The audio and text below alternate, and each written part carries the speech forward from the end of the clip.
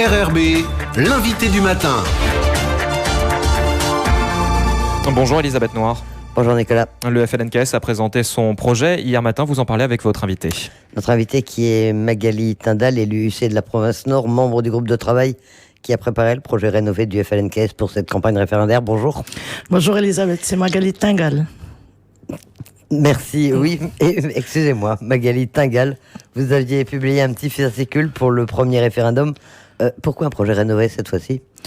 Alors on a fait une campagne en 2018, on a sillonné l'ensemble du pays, on a présenté aux citoyens calédoniens l'avenir institutionnel, on a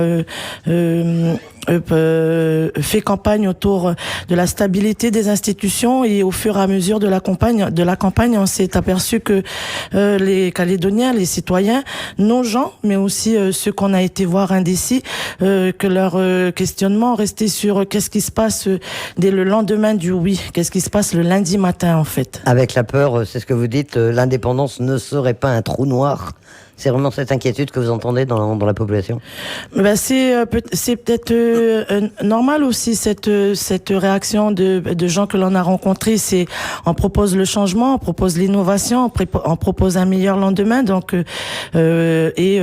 évidemment ce qu'on entend à droite à gauche, le trou noir, l'indépendance c'est pas possible. Donc oui, ça fait partie des inquiétudes, et on revient dans cette nouvelle campagne pour dire que non, l'indépendance est préparée et que l'indépendance est jalonné sur un timing bien défini. Alors ce timing, c'est notamment une période de transition qui serait de 3 ans. Vous seriez pas prêt immédiatement ? Ben, c'est parce que ça se passe pas comme ça. Ça se passe au lendemain du oui. Donc le peuple, les citoyens votent oui, mais il y a une période de transition qui s'installe parce que la France ne part pas du jour au lendemain. Ça, c'est pas nous qui le disons, c'est Édouard Philippe qui l'a dit en 2018. Il y a une période de transition qui doit s'installer. Il y a un tuilage parce que la France doit partir progressivement. Donc c'est nous les indépendantistes qui jalonnons cette période avec la France, et 3 ans c'est très court au regard du combat de l'indépendance.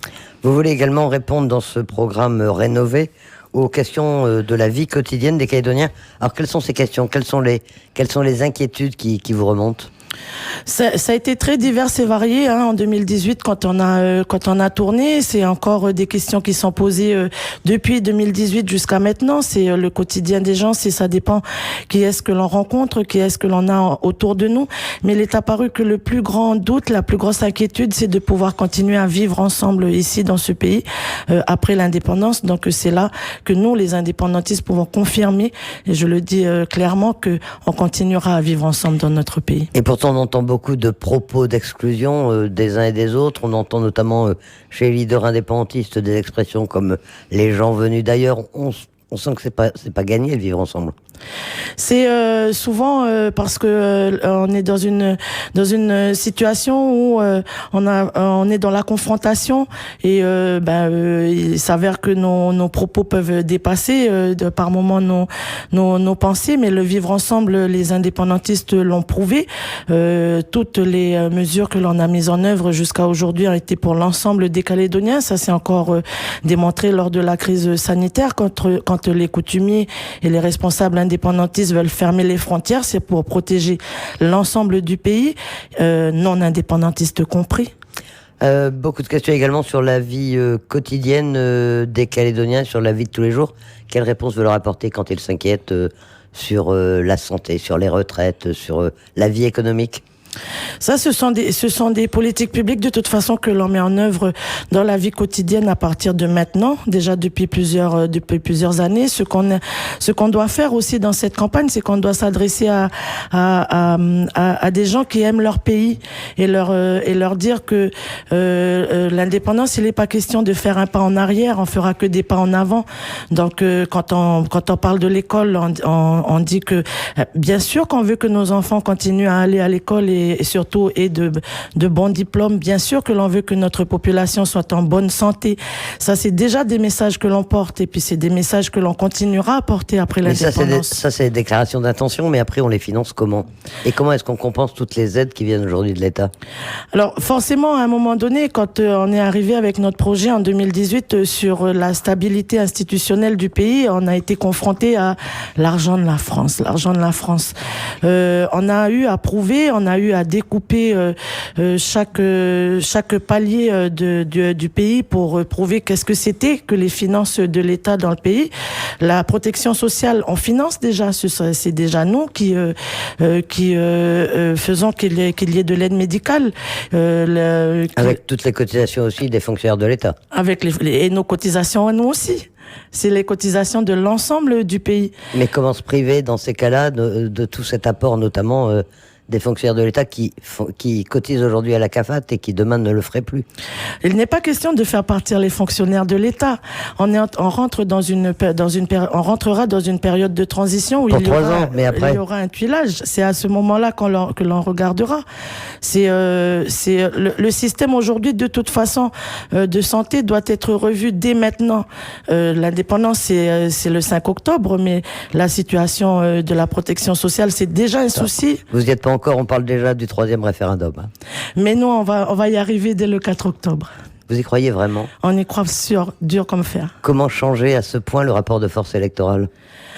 En continuant à rassurer. Parce que l'indépendance, c'est quelque chose qui a fait trop peur, sûrement parce que les débats politiques sont passionnés quand l'on parle de notre pays, comme je l'ai dit. Et bien sûr qu'on y croit et on fait partie de cette génération qui seront là encore demain. Donc oui, on y arrivera le 4 octobre. Beaucoup parlent pourtant d'une radicalisation de la campagne. Est-ce que vous le ressentez vous aussi? Est-ce que c'est une impression que vous avez? Radicalisation des propos. Je pense qu'on est arrivé aussi à un stade où il y a des responsables politiques qui dépassent un petit peu les bornes dans les propos suivant des situations sur un instant T. Le débat politique institutionnel de oui ou non à l'indépendance passionne que oui, effectivement, de temps à autre, ça se radicalise. Dans les propos, pas dans les positions. Un commentaire sur la création récente du MNSK autour notamment de Cotteret-Urégueil.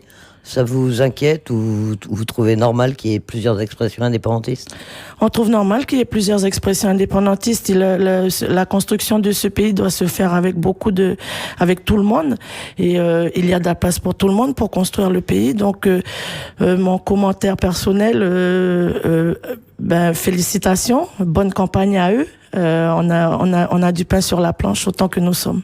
Ce projet rénové, ce projet complété que vous avez préparé, il sera disponible quand et comment?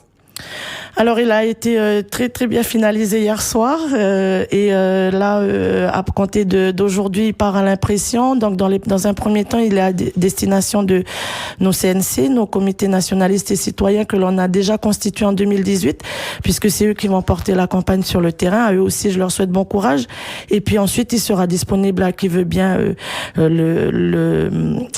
l'avoir. Et puis, dans le cadre de la campagne officielle aussi. Et donc, nous sommes disponibles à tous ceux qui souhaitent le découvrir avec nous. C'est un complément par rapport au fascicule qui avait été publié il y a 2 ans. C'est un complément. C'est pas la même chose. Hein. C'est tout à fait un complément. Ce que l'on a publié en 2018, ça reste les fondations, le fondement de la nouvelle nation de Kanak et Nouvelle-Calédonie. Magali Tingal, élue ici de la province Nord, membre du groupe du travail qui a préparé ce projet rénové. Merci d'avoir accepté notre invitation. Merci RRB. Bonne journée.